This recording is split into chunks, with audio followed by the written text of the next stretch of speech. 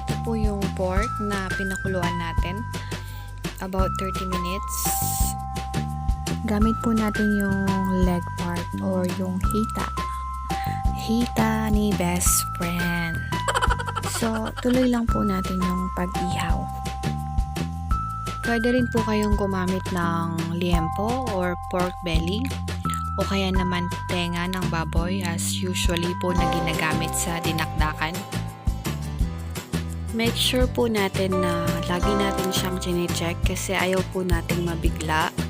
Gusto nating even lang yung pagkaihaw niya para po maganda po yung pagiging crispiness niya later. Shucks, crispiness. Social.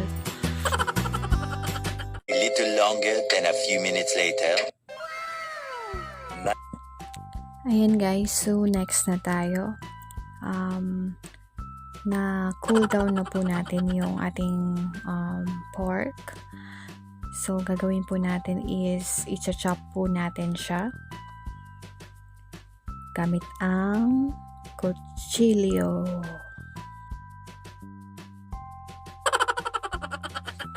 Ayan po. So, bahala na po kayo kung anong gusto nyong hiwa. For me, ito po yung medyo manipis lang po siya para madali po siyang nguyain. Pwede rin pong mas malaki dyan or pwede rin pong huwag nyo nang hiwain kung gusto nyo lang po. Pero hindi na po dinakdakan ang tawag doon.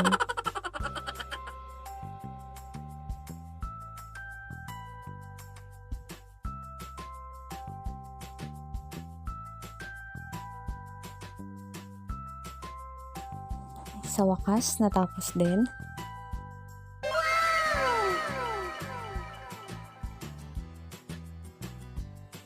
Next, titimplahan na po natin. Kailangan natin ng sibuyas, sili na green, sili na red, mayonnaise, salt, and pepper. So, syempre, slice ulit ng onion. Then, ng sili. Sorry, hindi ko na po nakuhanan yung onion. Nilagay ko na po. Pero, babawi tayo dito sa sili. Make sure ko na makikita nyo na inilalagay ang ating sili. There you go. Then, yung sili na red naman. Hiwain natin yung isa. Siguro, okay na yung isa lang kasi sobrang anghang na. Baka po hindi na siya makain. Yung isa for display na lang yan later. O, diba? Pwede na po siyang pang Instagram. Picture na po natin.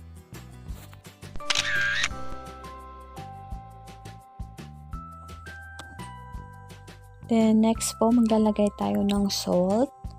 Yung salt po is, depende na po sa inyo. Sa panlasa nyo po. Then, pepper. Tansyahin nyo na rin po yung pepper. Sabi nga nila, salt and pepper to taste. Tapos, anong kasunod? Oh, yan, lemon. Kailan pa naging green ang lemon? Lime po yan pala.